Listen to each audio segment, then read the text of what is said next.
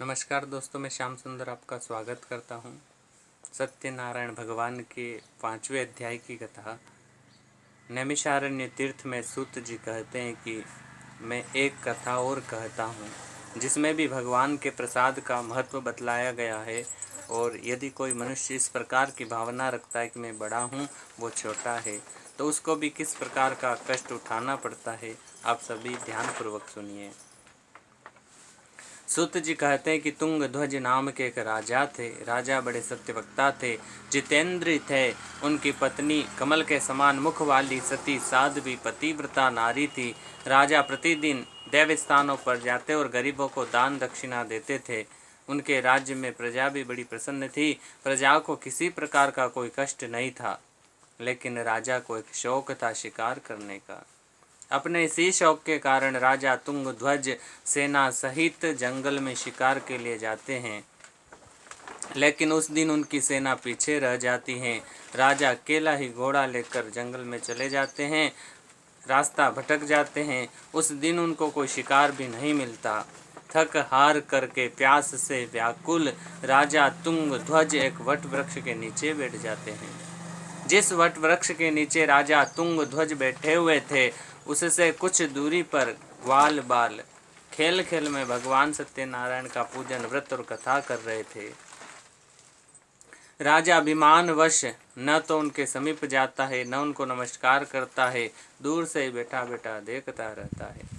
जब ग्वाल बालों का पूजन पूरा होता है तो ग्वाल बाल भगवान को भोग लगाकर राजा को प्रसाद देने के लिए आते हैं, लेकिन राजा अपने मन में विचार करता है, इनके हाथों का छुआ हुआ मिष्ठान ग्रहण कर लूं कैसे, राजा होकर राजाओं का मान नष्ट कर दूं कैसे।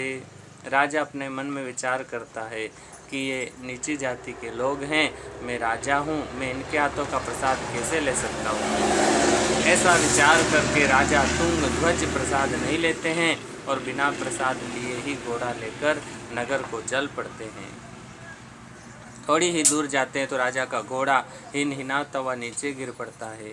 जब राजा नगर में पहुंचते हैं तो राजा को अपने बंधु बांधव पुत्रादि सब मूर्छित अवस्था में मिलते हैं।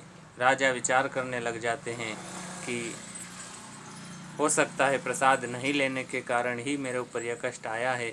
ऐसा विचार कर राजा पुनः जंगल में आते हैं, ग्वाल बालों को ढूंढते हैं, प्रार्थना करते हैं कि हे ग्वाल बालों, आप सब मेरे लिए पुनः भगवान का पूजन करें, मुझे प्रसाद दीजिए, मैं प्रसाद लेना चाहता हूँ। ग्वाल बाल पहले तो मना करते हैं कि अब नहीं करेंगे, अब क्या, अब तो बात गई। लेकिन उनमें कुछ समझदार भी थे। उन्होंने कहा कि हमारे राजा हैं, हमें ऐसी बात नहीं करनी चाहिए। ऐसा विचार करके ग्वाल बाल पुनः अपने राजा के लिए भगवान सत्यनारायण की झांकी बनाकर उनका पूजन शुरू कर देते हैं। मेरे दीन बंधु भगवान रे, गरुड़ पर चढ़ कर आ जाना। हो मेरे दीन बंधु भगवान रे, गरुड़ पर चढ़ कर आ जाना। ग्वाल बाल भगवान का पूजन करते हैं, भगवान को भोग लगाते हैं और राजा को प्रसाद देते हैं। राजा प्रसाद ग्रहण करता है, फिर नगर को रवाना होता है। तो थोड़ी ही दूर जाने पर राजा का घोड़ा पुनः हिनहिनाता हुआ खड़ा हो जाता है। राजा जब नगर में पहुंचते हैं तो राजा को अपने बंधु बांधव सब जीवित अवस्था में मिलते हैं। उनकी मूर्छा हट जाती है। राजा बड़े प्रसन्न होते हैं और संकल्प करते हैं कि आज के बाद शिकार करना बंद, किसी प्रकार की कोई जीव हत्या मैं नहीं करूँगा। इस प्रकार से राजा तुंग ध्वज भी इस पृथ्वी के ऊपर समस्त सुख भोग कर अंत में वैकुंठ लोक को चले जाते हैं। नैमिषारण्य तीर्थ में शौनकादिक 88,000 ऋषि सूत जी से पूछते हैं कि सूत जी महाराज, क्या कोई भगवान सत्यनारायण का पूजन व्रत कथा करवाए तो उसको इसका फल अगले जन्म में भी मिलता कि नहीं मिलता है।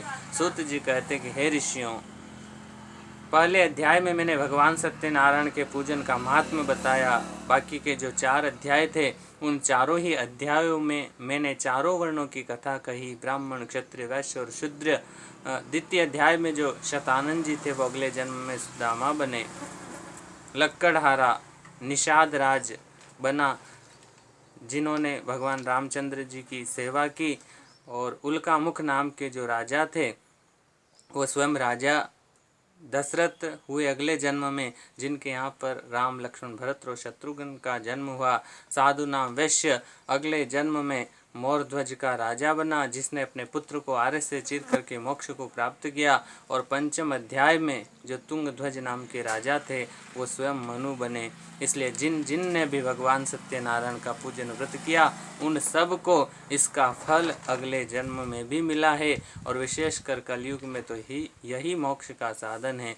जो कोई भगवान सत्यनारायण का पूजन व्रत कथा करेगा, निसंतान को संतान की प्राप्ति होगी, निर्धन को धन की प्राप्ति होगी, रोगी का रोग दूर होगा, बंदी बंधन से मुक्त हो जाएगा। कथा समाप्त होत है, सुनिए वीर हनुमान। राम लखन जानकी सदा करऊं कल्याण। अच्युतम केशवम राम नारायणम, कृष्ण दामोदरम वासुदेव हरिम। श्रीधरं माधवं गोपिकावल्लभं, जानकीनायकं श्रीरामचन्द्रं भजे। राधिका नायकं श्रीकृष्णचन्द्रं भजे। Thank you. मेरे चैनल को लाइक करें, शेयर करें, सब्सक्राइब करें, कमेंट्स करें, हंसते रहें।